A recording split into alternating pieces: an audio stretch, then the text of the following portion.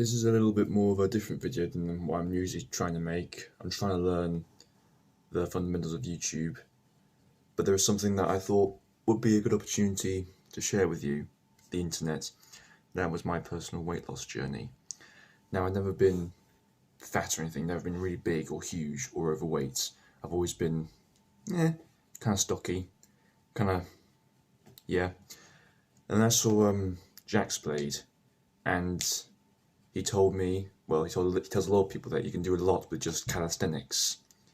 And when I first saw his videos, I thought, okay, that looks fun, that looks doable, I can try that. So I did. I looked up the Attack on Titan Mikasa workout and the various exercises that were in that, and I had a major improvement in my health, my longevity, my fitness as well improved greatly. But one thing I did like about the Mikasa workout is that you could change things and add certain things to it. Now, the Mikasa workout is not the only one I've done from Jaxblade. I've also done the Uncle Iroh workouts and Spider-Man, Miles Morales workouts, and also the Sanji workout. Just pure leg day, that was. Legs felt like hell. And now that I'm back at uni, I can now access the weights from the gym. So now I'm trying to incorporate the JoJo's workout to look a bit bigger, get some muscle and get some better bones. So I thought I'd break this down into 3 sections, mirroring the 3-leg stool of fitness: diet, exercise, and sleep. So let's start with diet. When I first started dieting, I didn't really know how to do it. Thought eat less and go for a run. And while that is technically true, it's much more complex than that. So I heard about this low carb intermittent fasting, and I did that. And well, I wasn't as good at it as I thought I was at the time, because I was eating Cheerios and milk, which is full of carbohydrates. So that wasn't really kind of defeated the whole purpose of a low carb diet. Not to mention, I also didn't entirely know how to eat within a 6-hour period. So I was eating breakfast, lunch, and dinner at the same, within that hour section, rather than eating maybe 2 meals a day or something like that, which is probably what I should have done, which would have been probably more effective. But I managed to get from like 60 kg to like 59 kg, and I was very lean. That was the most lean I've ever been. And then coronavirus happened. So I had to go back home, and all the weight I'd lost, I gained back. But it turns out I can sort of maintain my muscle definition even when I'm slightly higher in my weight. But yeah, I'm looking to, when lockdown finally ends and I can have proper control over what I eat, I was hoping to be able to, get cut again and then build it back up to look better and to be healthier. Now, the Mikasa workout, as you probably see, if you've seen the video, then you'll know what it is. It's like 3 minutes of star jumps, 2 minutes arm circles, both wide and short. Then it's followed by burpees for a minute. Now that really does suck. It is very. Yeah, I remember the pain in my arms I felt after my first time I did it. But it was so good. It's a compound movement. It gets the blood going. Really, really nice. Well, not nice, but yeah, hard. The next was, what was it? Oh, it was punches for a minute. Just as if my arms weren't getting enough of a hammering. Yeah, that one also killed my arms as well. Arms were so floppy after that. Then crunches for a minute. That one was also not as good. That was actually not bad, actually, due to the fact that I've got quite good, strong core strength. So a minute of crunches wasn't really that painful or hard. Then we got to jumping squats. Now those jumping squats, I felt the burn. 1 minute of that was absolute murder for my legs. Yeah, I remember just like trying to just keep going until finally my legs just gassed out at the very tail end of the 1 minute. And then, yeah, then just sat down, for a minute. But then I couldn't rest for long because then the second part of the workout would begin. It was the anime god makers, we call them. I'm not actually sure what they're called. I think they're called like push-up jacks or jumping push-ups, but jack push-ups or something. It's where you do you'll see on the video. But yeah, those ones were extremely hard. I can't hold them for 1 minute. I lasted about 20 seconds before I had to stop for a second and carry on. Yeah, they are hard. They are bad, but they're good hit and they build muscle. So you've got to keep doing them. They're not going to do themselves. Then another minute of jumping squats. Again, the same problem. Legs burnt. Felt like hell. Had to sit down afterwards. Yeah, that was bad. Very bad. Then V-up crunch holds. They were also very, very difficult. My core would feel them after a while. After about, I don't know, 40 seconds, 50 seconds. But as I got better at it, I could hold it better in my core. It really was good for building core strength and core endurance as well. Then we got to the more lighter side of the workout, which was the side jumping uppercuts, where you jump, then do an uppercut on each side. That one was a little bit easier. That one was not so hard. It was movement, but it didn't feel too strenuous. It was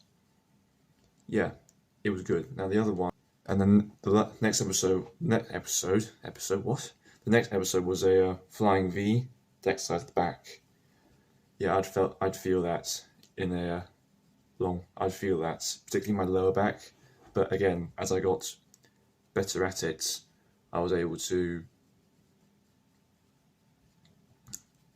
get stronger at it, and it became easier, much easier. And then my back is much better than it was before. And the last one was tricep kickbacks. Basically, that one I did feel my triceps and in my legs and in my core as I kept on kicking up and jolting my core up as well. I'd feel it, my whole core being worked. And then the last part was for going for a run. It was like an hour's run, maybe. I'm not sure. I can't remember quite how long it was. But yeah, it's always a steady state. Always like not simple, but yeah, it was always there in the freezing cold of a early England morning. As I'm going up for my run, and it's bloody freezing cold, but that's more the point. That's what Jaxblade does. Whew. And then, by a stroke of luck, I managed to find this tree branch that was hanging over the pathway. And I found that I could do my chin-ups on it. Very, very, very simple. My goal is to be able to do 4 sets of 10 reps. So far I can only do about 1. I managed to do 2 sets of 10 once. But I found it's a law of diminishing returns when it comes to doing chin-ups. Because I do it, and then every single new set, I'd do less. So 10 in the first rep, 7 or 8, 5, 6 or 7 in the second set, then 4, then 4 again in the last. So it's something that my arms need to work on. But running out in the woods is something that I think most people should do. It's a very good way to connect with nature and a very good way to help with basically anything. Just getting outdoors, getting to see nature, and seeing how. Well, not seeing how, just being outdoors. I think is good for everyone. Then I did some L-sits or L-hangs, where you hang on the tree and stick your leg out. That one really works your core and your quads. Turns out your quads aren't really good at holding up the entire leg by itself, which is something I didn't really appreciate at the time, but you can, after you keep doing it, you really feel the contraction in your quads as you have to hold it there for like 30 seconds is what I need to do or something. And then after that, when I get back, my arms and legs and chest feel properly worked. Then after that, it's stretching.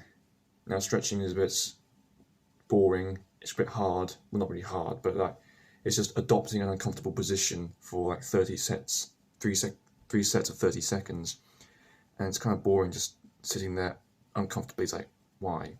Why is stretching necessary in life? Why? But you know, it is necessary. It is important to get the full range of locomotion in your body, and I think that I'm getting better. My range of motion is getting better.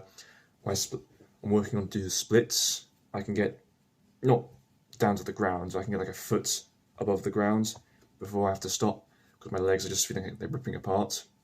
And my hamstrings. The hamstrings are definitely the most stiff muscle in the body. I mean, yeah, it is stupid how stiff they are. But I'm getting there. I can touch my toes consistently, and I can hold it down there for some time. But it's a long road to that eventual splits. I mean, yeah. Now, the last one is sleep.